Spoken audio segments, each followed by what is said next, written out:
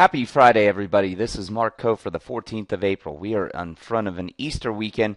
Hopefully everybody's out enjoying the family, enjoying their life a little, not sitting in front of screens. But for some of us that are still studying the markets and still getting a grasp of what we think's going on here in the world, we're going to talk about a couple currencies here today. I have in focus for us a longer term chart, a weekly chart. And I really recommend that a lot of people spend some time every week, and you can make a habit out of it. You can do it on a Sunday. You can do it over the weekend at your leisure. But I would make the habit of getting into focus with longer term charts so you can have an idea of where you're trading. And what I would like to point out in terms of euro dollar. So here's where we sit in euro dollar.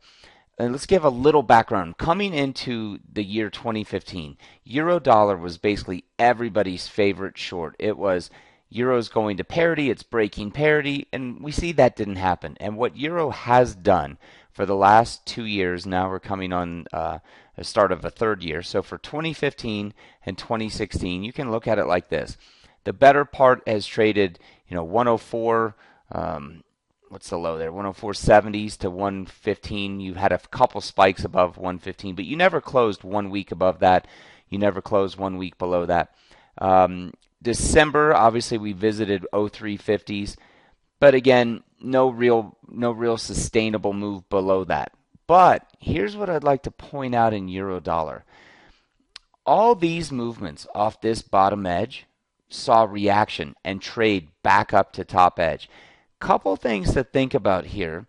As you traded 115, you traded 115, you traded 115, you start to make lower lows last summer, last fall at this 113 section. Obviously, the presidential election gives the dollar a big boost. Everybody was very pro-dollar. Stocks did well. Now as you're sitting exploring this bottom edge, couple things to take note of. The euro made a new low. It didn't sustain and it didn't extend it, but it made a new low from what we've seen over the last couple of years. Now here's where really becomes key. Are you able to take out any of the prior breakdown? And you see we challenged it, right? We got above 109. We tried selling euro a few times just in front of the 108 handle and were stopped out twice on our longer term model. So it's not like we weren't attempting it, but here's the focus I want to bring into this idea, this look. In looking at euro dollar from a long term, and you look at a couple year consolidation zone, I don't favor sells at this bottom edge, but here's what I favor. The idea that if we trade below this bottom edge and it makes a clear breakout, to be able to sell tapbacks into it. So at this point, it's still decision point. Right, these are the levels, and as I said, we tried to sell up into this section. But these are the levels that you're looking to sell. That one just extended a little beyond our tolerance. These are the levels you're trying to sell. This is not the sell area. This is the decision area, and what we will do is wait for the clarity. But here's where the weekly charts make so much sense. When you're able to diagnose this from a standpoint of saying, wow, that's a really big area. Think about the short-term trading that a lot of people favor, which is, hey, I want to come in and I want to take 30 pips, or I want to take 60 ticks, or I want to look for a full cent move in the euro. Well, what better positions can you get positioned at than if you're at these edges? Now, granted, they've only been at these edges a couple times over the last several years. So that means if you're dealing anywhere in between, you're not dealing at as strong of a level for your setup. But that also means that if you can look to position inside that, again, at temporary bottom edges or top edges, you still become pretty powerful. So when you go back to the fall and you look at euro dollar like this and say, okay, that 113 held on the way up. It held. It traded down to 108.5. On the next visit up to this same section that held. Doesn't that make some sense that you want to look in that section for some trade, right? That trade was developed between August all the way up through October. Then on the visit back into it, it was the week of the presidential election in November. It traded right to that level.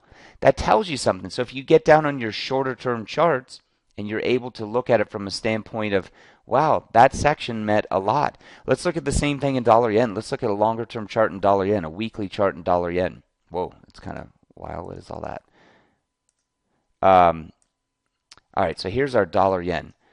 All right, so think about what we had in dollar yen. What did we have in dollar yen? Well, we knew this was a big support zone, this 1160 to 12. Why?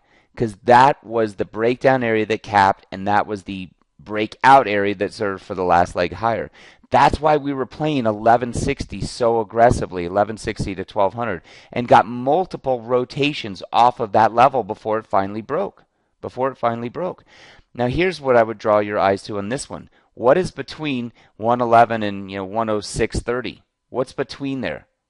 There's not a lot between there. So you don't have any huge advantage. You don't have a huge edge to play against to say, you know what, I'm going to come in and fade dollar yen and buy dollar yen. But you also don't have a level close by to say, I'm going to come and short it. So anything you're doing in between is just that. It's middle of the road. However, if you trade back to 106.30, you have to check out this 106.30 area for longs. And then again on a visit back to 100. Any of those areas you have to check out. On a move back up to 111.5. We sat there for the last couple weeks. It's been on my newsletters every day. You have to check out those levels. So that's the idea. And if you want to see kind of how this stuff plays out, check out this 118 area. Here's how I had it diagnosed coming in.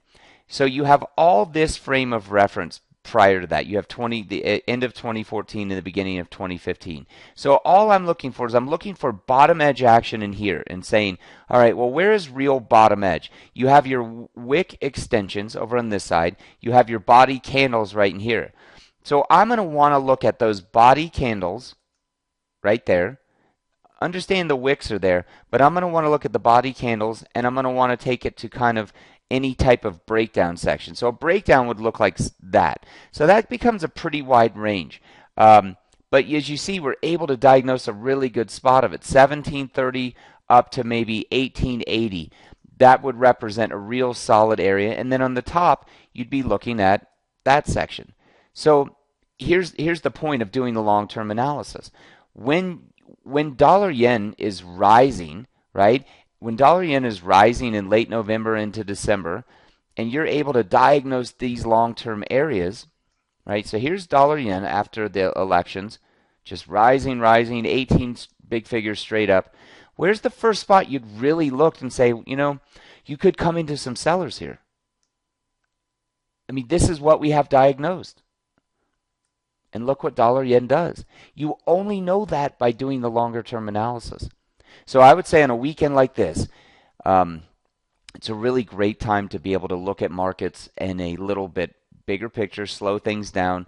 And what you have to understand is the advantage you give yourself by recognizing the longer term, bigger money zones to play in. And then even if you're going to focus on the short term, play with that with your advantage of knowing what the bigger players are doing. So I hope everybody has a wonderful Easter weekend. I'm anxious to get back at it next Monday. We currently have one euro trade open in the long-term model. It is long euros from 0607, and we'll see how that develops.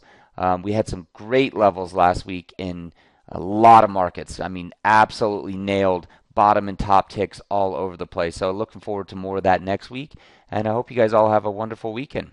Cheers.